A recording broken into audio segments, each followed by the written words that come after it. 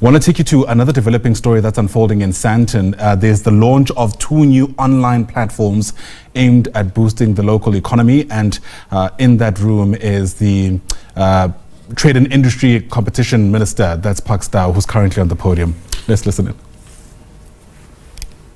We're just trying to squeeze in a bit of time to also do our work so that we serve you better. But we understand the pressure. But of course, I'm saying this because in many ways, it was completely worth it.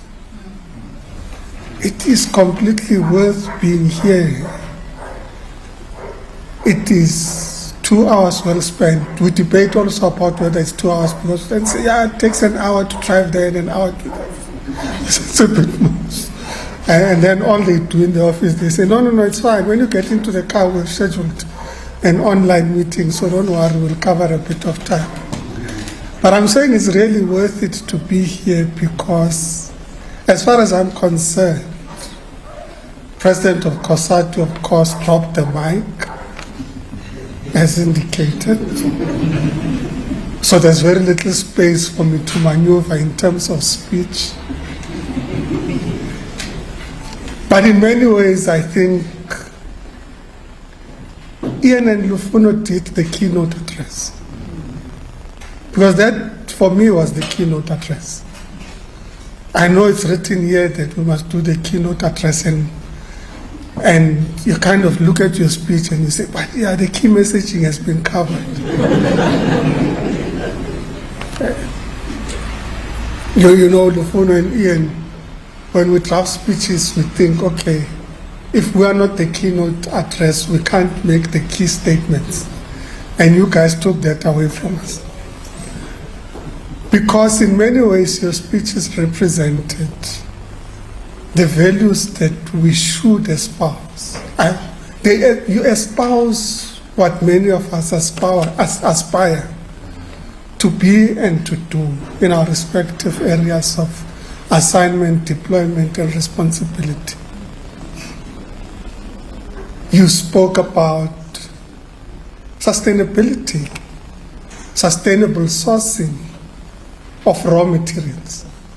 You might not have chosen the words, but in essence, you represented the idea of sustainable development through sustainable sourcing. And there's environmental justice, sustainable development, espoused in the values of your enterprises. You spoke about creating jobs. You spoke about spatial redress in terms of location of the factory.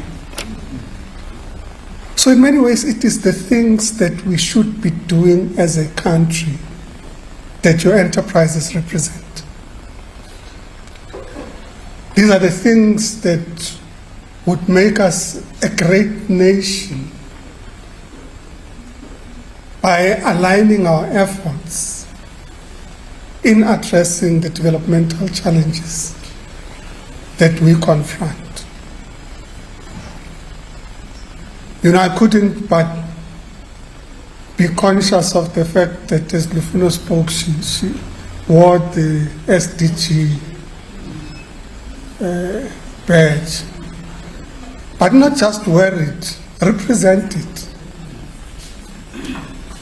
Because we wear these badges and say, I subscribe to sustainable development. This is what the world should look like in 2030. But that badge was represented this morning.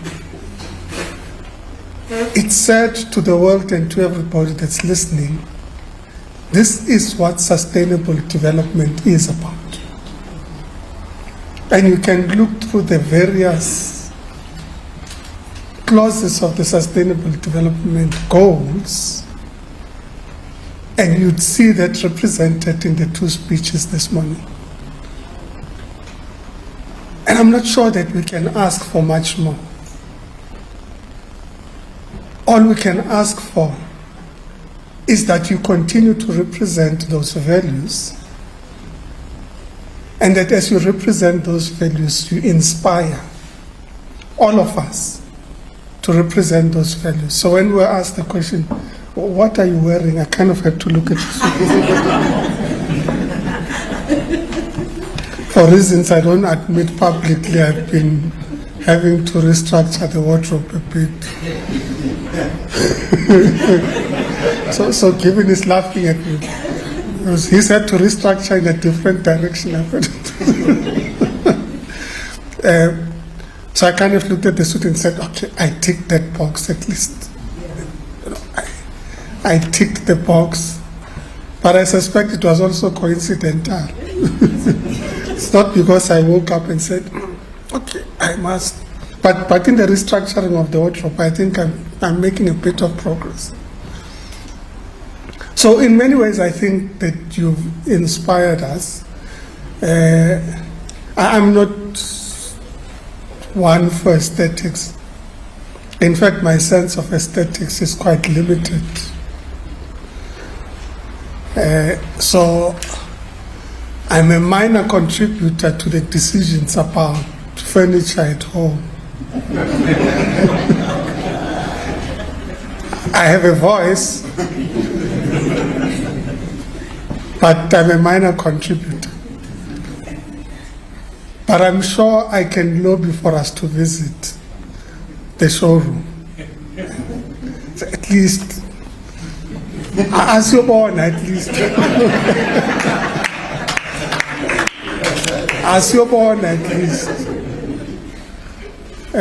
Indeed, I can lobby on detergents. I mean, I can lobby on detergents. It has nothing to do with aesthetics. It's a direct lobby. Aesthetics is a slightly more different matter. If I didn't have a mandate, I would have concluded here, because I'm sure the colleagues are saying, this chap, he took a lot longer than we had allocated him, but he hasn't said the things he was supposed to say. Because, of course, we are launching initiatives. So if I don't say anything about those initiatives, I would be remiss. So I have to get back and discipline myself and get to those. So colleagues, ladies and gentlemen, South Africa's industrial structure continues to face pressures from import dependency and global volatility. In 2023, South Africa recorded a trade deficit in manufactured goods exceeding 150 billion rand, a clear indication of our over-reliance on imported finished products. At the same time, as aptly represented by the President of COSATU, our unemployment rate remains stubbornly high, sitting at 32.9% in Q1 2024, with youth unemployment at a staggering 45.5%. These numbers make it clear that we cannot afford to outsource production, jobs, and value creation. As part of the drive towards industrialization and localization, the DTIC continues to support Proudly South African and the National Buy Local campaign.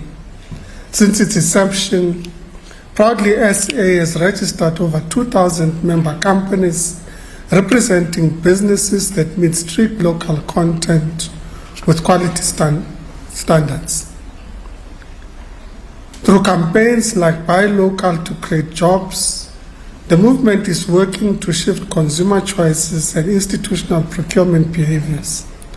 Research by Proudly SA indicates that if every household redirected just 10% of their annual spend on local goods, it could create up to 120,000 new jobs.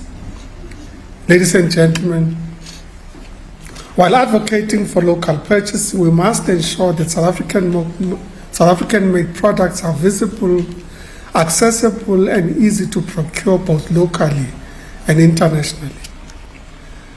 After the successful virtual pavilion at Expo 2020 in Dubai, we realized that South Africa lacked a centralized digital marketplace to showcase and connect buyers with locally made goods. The TTI responded by commissioning Proudly SA to undertake an investigation in this regard, and this is what brings us here today. The first phase focused on B2C or business to consumer functionality, and the platform now includes bulk and wholesale purchasing capabilities. To date, over 500 verified South African suppliers have been onboarded with thousands of products available across categories. The next major development is the introduction of export functionality, which will allow South African manufacturers, especially MSMEs, to access opportunities presented by the Africa Continental Free Trade Area, a market with a projected GDP of $3.4 trillion and access to 1.4 billion consumers. South Africa's e-commerce market itself is also growing, expected to reach 225 billion rand by 2025, with increased internet penetration and digital payment infrastructure expanding rapidly. It is critical that local producers benefit from this growth and do not get left behind. By supporting local businesses to enter digital marketplaces, we're not just growing the economy, we're digitally enabling industrialization.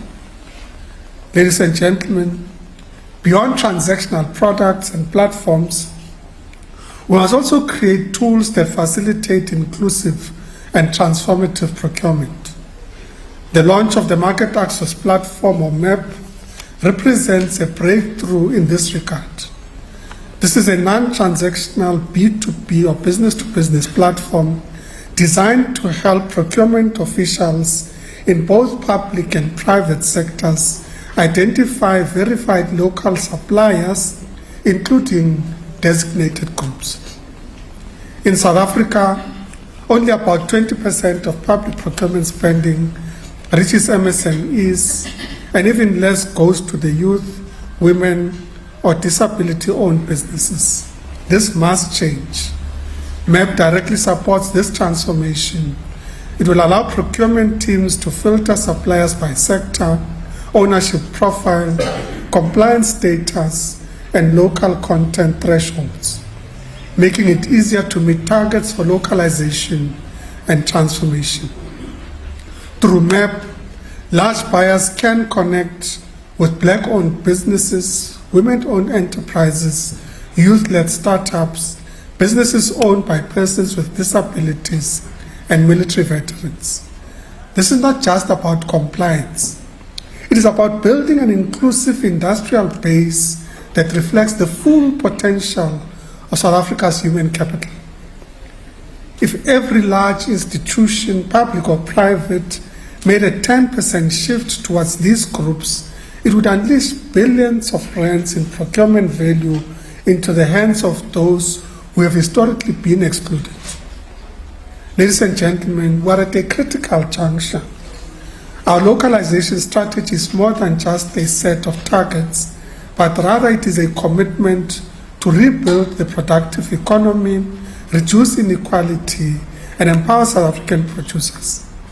Through platforms like the National Online Store and MEP, we are removing friction, creating access, and bridging the gap between policy intent and market reality. But we cannot do it alone. We need every South African consumer, every South African buyer, every CEO and policymaker to act, buy local, source local, and empower local. Thank you very much.